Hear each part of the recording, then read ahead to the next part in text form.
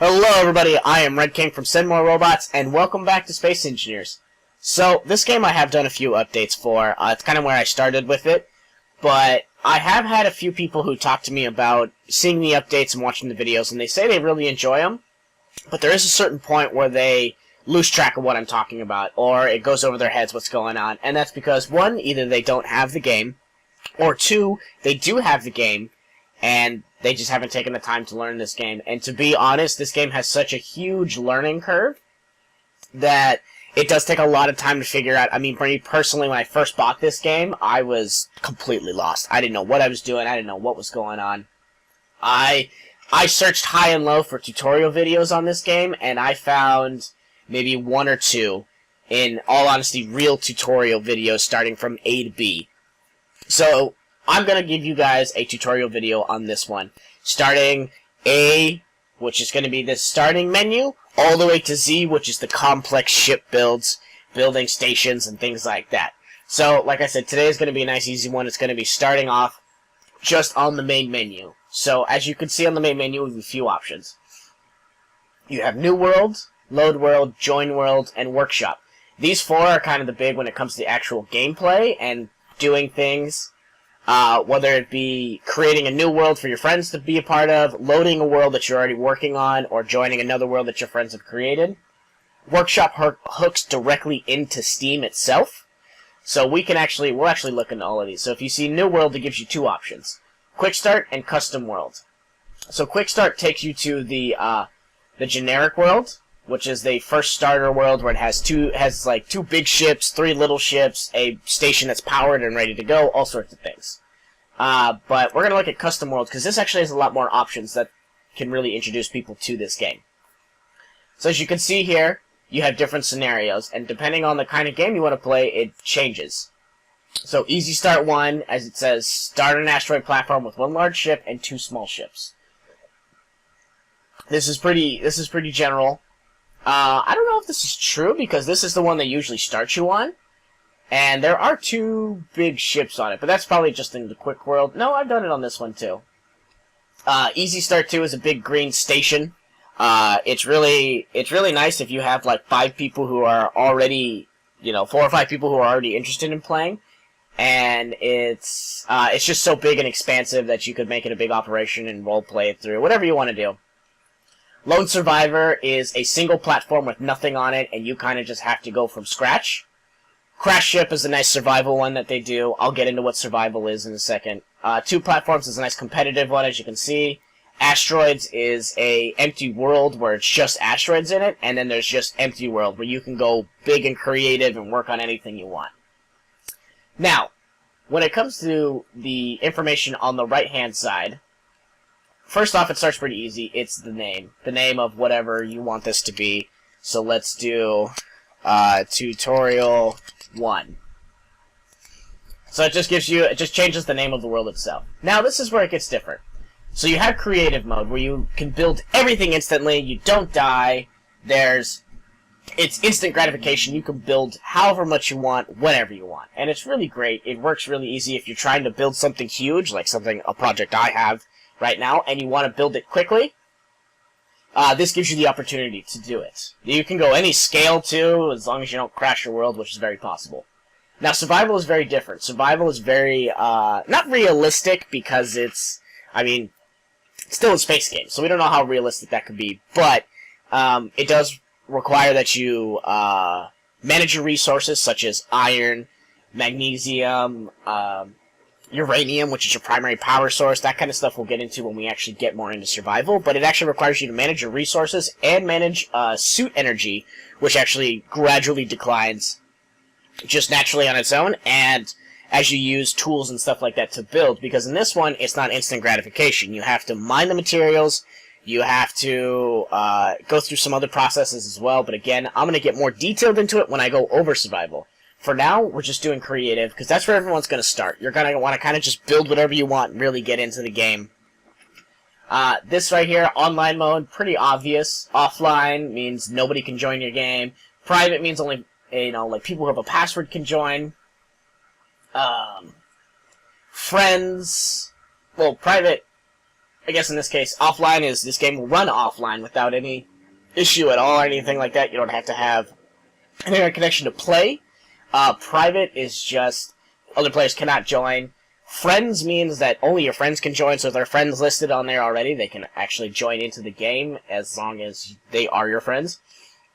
And public is out there to the world. Anybody can jump into your game and jump on out. So we'll set this one to private.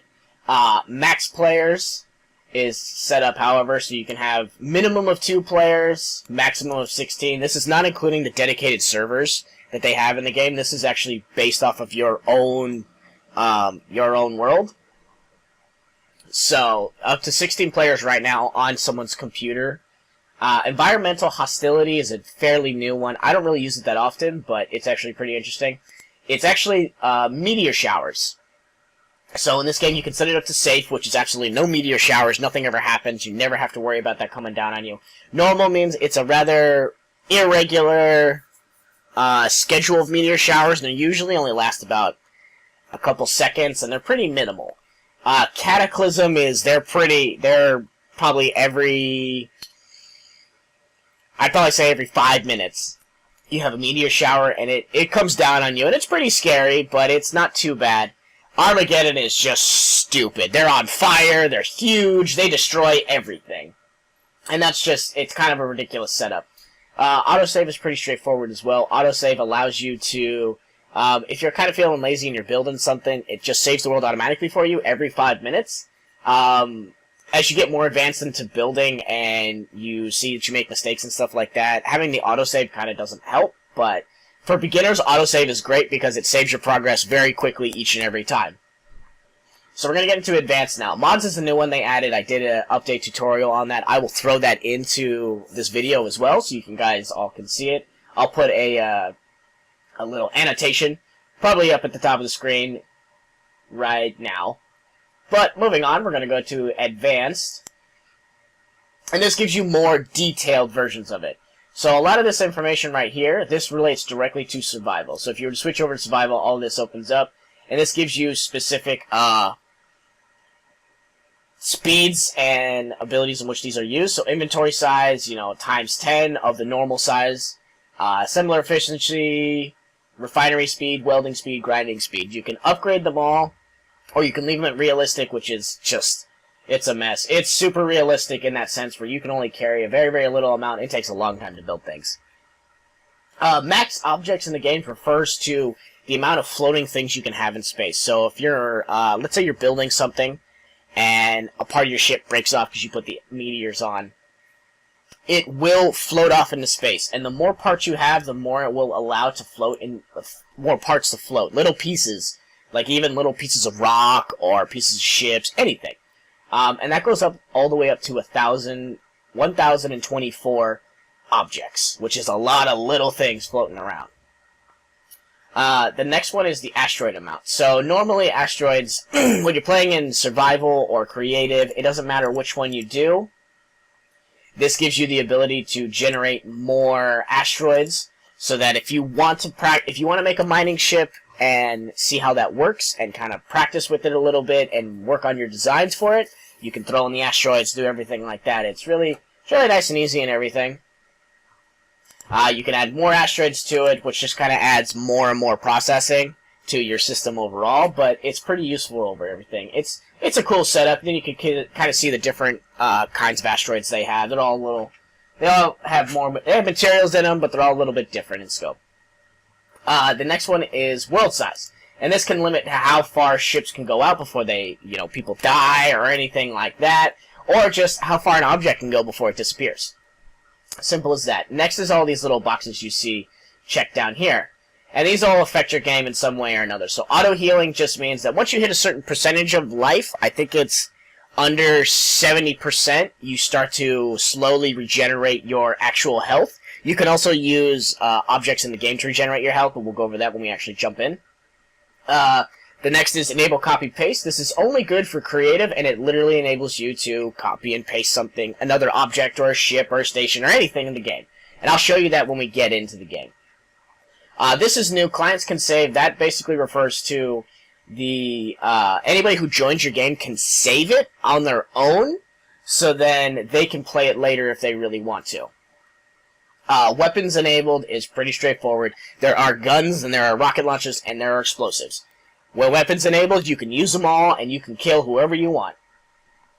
Trash auto removal is actually very useful if you have the max amount of objects, because this refers to not only little things, but also big things. So, like a small object that's moving in a singular direction with no power or anything like that will be removed by the game itself. This includes ships as well, as long as also there's no respawn on it, a respawn station. That will also allow it to get rid of it and remove it from the game. The next is delete respawn ship. This usually only occurs if you have more than one person jump. If you have, more than one person in a game, they automatically start out in a respawn ship, and it takes them to the destination that they need to go. It has just about enough fuel to get you where you need to go before it runs out. The next is show player names. This is just very easy for you to do. You can see who's playing in your game. You can determine who's in your faction and who's not, and we'll get into that when I get into the game. Thruster damage is really good because thrusters are the key component to making your ships move left and right, up and down, all over the place, and you just have to be careful with them because they can destroy entire ships because people put thrusters in the wrong place. Cargo ships is interesting because it's randomly generated ships. They do have like specific ones they generate, but they generate randomly and they pop into the game, and you can go claim them, or you can destroy them and then loot them afterwards. It's completely up to you. Spectator mode is a very useful tool if you're in creative. It functions as a means of leaving your character's body and still being able to build things in spectator mode. Other than that, it is a much faster means of moving and building. So it's pretty useful for big builds or creative mode builds that you need to do. Reset ownership basically works with like how the faction system is set up. It's every block that you build, you own. Well, every block that actually requires a computer you own, so thrusters and control panels and things like that. Anything that needs a computer, which is a specific component we'll see, is owned by that player who builds it. Resetting ownership basically just erases everyone's... It doesn't erase the object, but erases your ownership of said objects, and then it's owned by nobody. Permanent death basically refers to if you do not have a respawn station and you do die, you get one choice, and that's to respawn in a respawn ship. And if you do that, it resets all the ownership to nobody, so people can take your things and take all the stuff you want, take over your faction, do whatever they want if you die as on permanent death. Other than that, this is all the options for it. Mods, as I said, I will go over. But thank you all for joining me on this episode. I know it wasn't the most interesting one, but it is a starter. This is where we're going to start from, and then we're going to build from there. But always, guys, remember who you are and what you are. Don't go cause any trouble in that world. And always remember, stay classy. Alright, bye, guys!